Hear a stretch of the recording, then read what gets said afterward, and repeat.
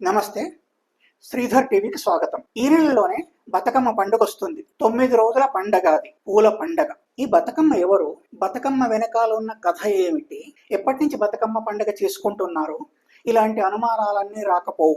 సాధారణంగా మన పండుగల వెనక తప్పనిసరిగా ఒక కథ ఉంటుంది. నరకాసురుణ్ణి చంపిన రోజు దీపావళి చేసుకుంటాం, ఏ పండుగలైనా, లేదా ఆయా దేవుళ్ళ పుట్టినరోజులు. కానీ బతుకమ్మ ఎవరు, ఏమిటి, ఎందుకు చేసుకుంటున్నారు బతుకమ్మ? బతుకమ్మ వెనకాల వివిధ రకాల కథలు ప్రచారంలో ఉన్నాయి. బతుకమ్మ పాటనే తీసుకున్నట్టయితే, ధరచోళ దేశాన ఉయ్యాలో, ధర్మాంగదుడను రాజు ఉయ్యాలో. అయితే ఆ రాజుకు సంతానం లేదు.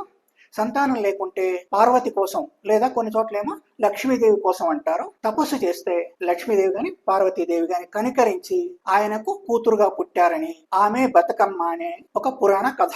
మరోటేమో సతీదేవి దక్షయజ్ఞంలో చనిపోతుంది. బతుకమ్మ బతుకమ్మ అని ఆమెను వేడుకోగా ఆమె తిరిగి బతుకమ్మగా పుట్టింది అని ఒక కథ ఉంది. ఇంకోటేమో నిజాం నిరంకుశ ప్రభువులు ఒక అమ్మాయిని చెరబట్టి చంపేస్తే ఆ అమ్మాయి బతుకమ్మగా మారింది, పూలుగా మారింది, ఆ పూలు పెట్టి పూజిస్తున్నారు అని ఒక కథ ఉంది. మరో కథనేమో వదినే మరదళ్ళు లేదా వదిన ఆడపడుచు ఒక చీర విషయంలో కొట్లాడుకుంటారు. పొరపాటున వదిన ఆడపడుచు చీర కట్టుకుంటుంది.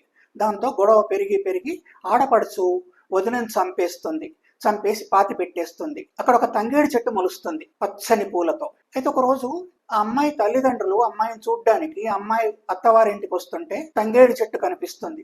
ఇదేమిటి ఇంత పచ్చగా విరబూస్తుంది అని ఆ చెట్టు దగ్గరికి వెళ్తే ఆ చెట్టు చెప్తుంది, నేను మీ బిడ్డను, నా పేరు బతుకమ్మ, తంగేడు చెట్టును కాదు అని చెప్పి. అదొక కథ ఉంది. ఇట్లా రకరకాల కథలు ఆయా ప్రాంతాన్ని బట్టి, జిల్లాకు ఒకటి, లేకుంటే చెప్తున్న పెద్దవాళ్ళని బట్టి కథలు మారిపోతున్నాయి. అయితే ఈ కథలన్నిటికీ ఆధారాలు ఏమీ లేవు. రాతపూర్వకమైన ఆధారం ఒక్కటి కూడా లేదు. ఈ కథలు ఎలా ఉన్నా బతుకమ్మను లక్ష్మీదేవి స్వరూపంగా, పార్వతీదేవి స్వరూపంగా పూజిస్తారు. అందుకే గౌరమ్మ అంటారు. అందరి నమ్మకం అది, అందరి సంపూర్ణ విశ్వాసం అది, లక్ష్మీదేవి లేదా పార్వతీదేవి. అందుకే పాటల్లో కూడా శ్రీలక్ష్మిని చర్యలు గౌరమ్మ చిత్రమై తోచనమ్మ అని ఉంటుంది. అట్లాగే ఇసుకల పుట్టు గౌరమ్మ, ఇసుకల వెరుగు గౌరమ్మ అని గౌరమ్మ మీద కూడా పాటలు ఉంటాయి. భావించేది ఆ దేవతలుగా భావిస్తారు, అట్లాగే పూజిస్తారు.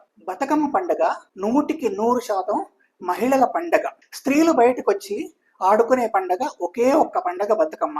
అయితే స్త్రీలంతా బయటకు వస్తే ఏమవుతుంది? ఆ కాలాన్ని తీసుకుందాం, ఒక 100 ఏళ్ళు 200 ఏళ్ల కాలాన్ని తీసుకుందాం. ఏమవుతుంది? వాళ్ళ కష్ట సుఖాలను వెళ్ళబోసుకుంటారు. ఆడుతూ పాడుతూ ఎట్లా చెప్పుకుంటారు? పాటల రూపంలో చెప్పుకుంటారు. బతుకమ్మ పాటలన్నీ నిజానికి అతి చిన్న పదాలతో ఉంటాయి, పల్లెపట్టు వాళ్ళు రాసినట్టుగా ఉంటాయి. ఇది గ్రామీణుల పండగ, ఇది పేదల పండగ. పదాడంబరం ఎక్కడా కనిపించదు బతుకమ్మ పాటల్లో. తర్వాత పాటల్లో చాలా ఎక్కువ 80% దాకా వేదనాపూరితంగా ఉంటాయి. కష్టాలు చెప్పుకుంటున్న పాటలుంటాయి వాటిల్లో. కష్టాలంటే మామూలు కష్టాలు కావు, మనకు కన్నీటిని తెప్పించే కష్టాలు. లేదా మిగతా పాటలేమో గౌరీదేవిని గాని, పార్వతీదేవిని గాని, లక్ష్మీదేవిని గాని స్తుతిస్తూ ఉంటాయి, దేవతల పాటలు. కానీ దురదృష్టవశాత్తు ఆ దయనీయమైన పాటలు ఇప్పుడు ఒక్కటి కూడా కనిపించట్లేదు. ఉదాహరణకు కొన్ని పాటలను నేను వినిపిస్తాను. ఇద్దరక్క చెల్లెళ్ళు ఉయ్యాలో, ఒక్కూరికిస్తే ఉయ్యాలో, ఒక్కడే మాయన్న ఉయ్యాలో, వచ్చన్న బోడు ఉయ్యాలో అని అడుగుతుంది. ఒకడే అన్నయ్య ఉన్నాడు, ఇద్దరక్క చెల్లెళ్ళు ఒకే ఊళ్ళో ఉన్నాం, రావట్నే లేదు అని చెప్పి. దానికి అన్నయ్య సమాధానం ఏమిటంటే, ఎట్లొత్తు చెల్లెలా ఏరడ్డమాయే, ఏటికి ఎంపాలి తోటడ్డమాయే, తోటకు 90 తలుపులడ్డమాయే,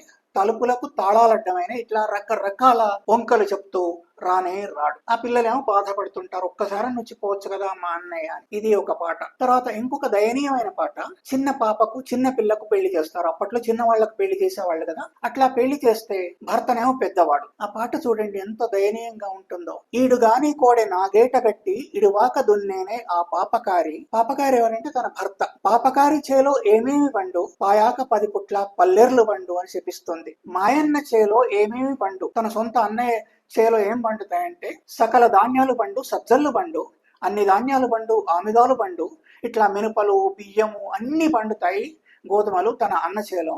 ఆ పాపకారి చేలో మాత్రం, తన భర్త చేలో మాత్రం పల్లేరుగాయలు పండుతాయని చెప్పిస్తుంది. ఎంత బాధపడితేనో కదా ఇట్లాంటి పాట బయటకు వచ్చేది. ఇంకొక పాట చెప్తాను, అప్పటి నుంచి సంశయిస్తున్నాను ఆ పాట చెప్పడానికి. మరి భయంకరంగా ఉంటుంది బతుకమ్మ పాట. ఒక ఊరు యజమానిని అక్కడి నది బలి అడుగుతుంది, ఎవరినైనా బలివ్వమని. ఎవరిని ఇవ్వనంటాడు. నీ భార్యనివ్వు, కొడుకునివ్వు, కూతుళ్ళనివ్వు, పెద్ద కోడల్నివ్వు, ఎవరిని ఇవ్వనంటాడు. ఆఖరుకు చిన్న కోడలను బలివ్వడానికి సిద్ధపడతాడు. ఆమెను నది దగ్గరికి తీసుకెళ్లి గంగలోకెళ్ళవే నా చిన్ని నాగా అంటే పాపం వెళ్తుంది బిందె పట్టుకొని. మోకాళ్ళ దాకా వచ్చాయి నీళ్లు, బిందె మునగట్లేదు అంటే ఇంకొంచెం ముందుకెళ్ళి ఇంకొంచెం ముందుకెళ్ళి అని చెప్తుంటాడు. ఆఖరణ ఆ అమ్మాయికి అర్థమైపోతుంది తనని చంపేస్తున్నారు అని. అప్పుడు చెప్తుంది, గంగకు నమస్కారం పెట్టి, అంబాడు బిడ్డకు ఉయ్యాలో అమ్మ లేదని చెప్పు ఉయ్యాలో, తొట్లెండ్ల బారులకు ఉయ్యాలో పాలు లేవని చెప్పు ఉయ్యాలో అని చెప్తుంది. అట్లాగే మా అమ్మ నాన్నలు వస్తే వాళ్లకు బిడ్డ లేదని చెప్పు అని చెప్తూ చనిపోతుంది. ఇది మరో పాట.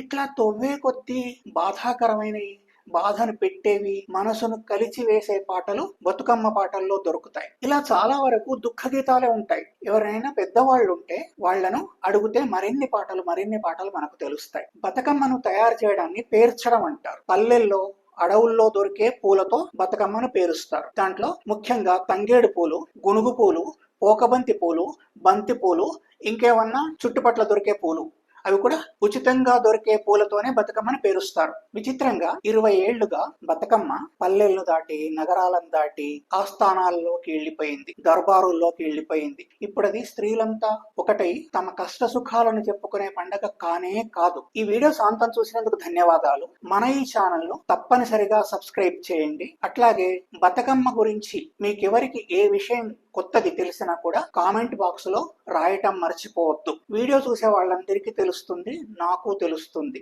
అట్లాగే మీకు ఈ వీడియో నచ్చినట్టయితే లైక్ పెట్టండి, మీ మిత్రులతో కూడా పంచుకోండి. ధన్యవాదాలు.